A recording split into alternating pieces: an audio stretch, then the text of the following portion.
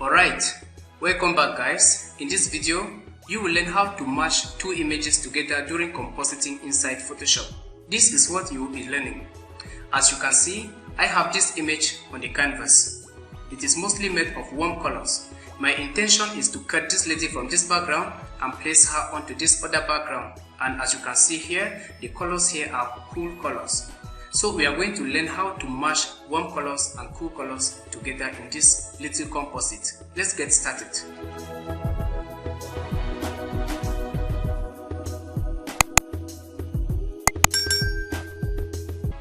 Alright, the first thing I'm going to do is to return back to this document, and then with the object selection tool, I'll just click on select subject here on the options bar.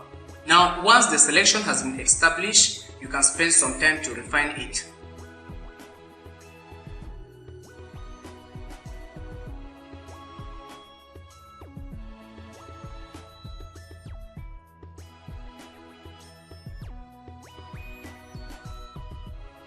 Now with the base selection active, I'll go to select, choose modify, and then choose feather.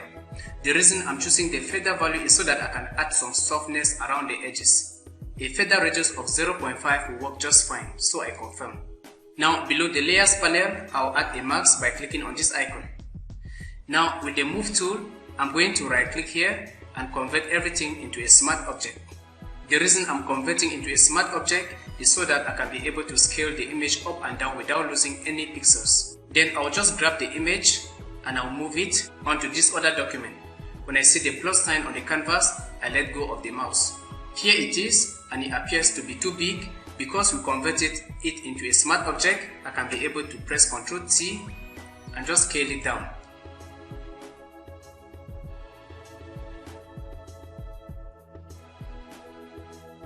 I think this position looks okay, so I'll just confirm the transformation. Now the first thing I'm going to do here is to go to the adjustment layer icon, and then I add a color balance. Now as you can see here, we have the cyan, magenta, and the yellow. Opposite of yellow is blue. Alright, that is basically what this slider means. Now as you can see, the background is made of cool colors. So I want to add some blue to the image, so I'll just take the slider right here towards the right. Then the next thing I'm going to do is to click again on the adjustment layer icon and add the curves adjustment layer.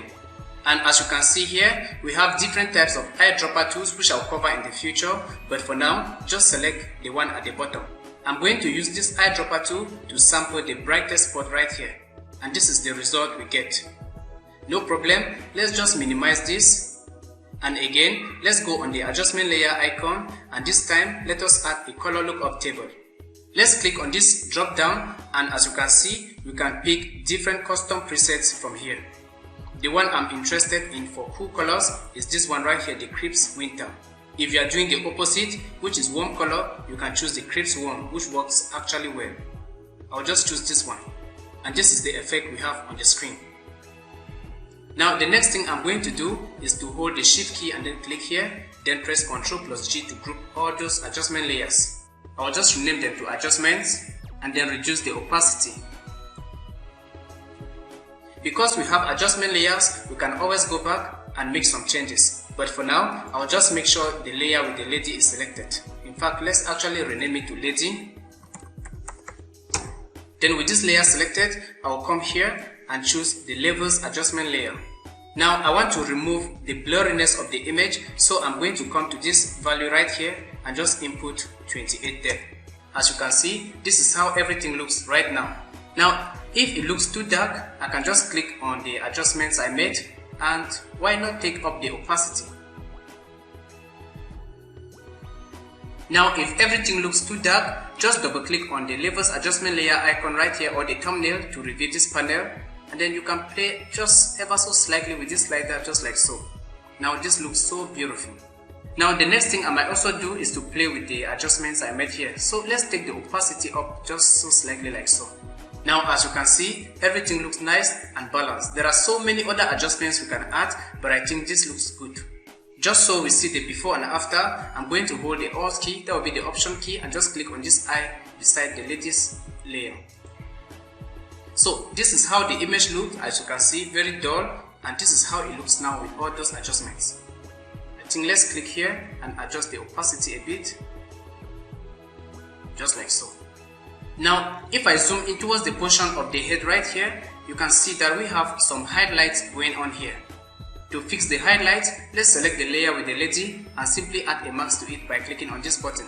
Now with the mask selected, I will then switch to the brush tool and then press the Alt key to sample the neighboring colors right here. Now with the neighboring color selected, I will press the X key to make sure the foreground color is set to black. Now as you can see, all these artifacts came from the rough selection we made. So with the mask selected, I'll just paint on it ever so slightly like so. So as you can see guys, using adjustment layers when matching images to background is actually a good thing inside Photoshop. As you can see guys, this is our final composite and this is what I actually wanted to show you. Thank you for watching the video to the end. I hope you actually learned something from it. If you got value out of this video, kindly give us a like and subscribe to the channel. Thank you, and I'm going to see you in the next one tomorrow. Bye bye.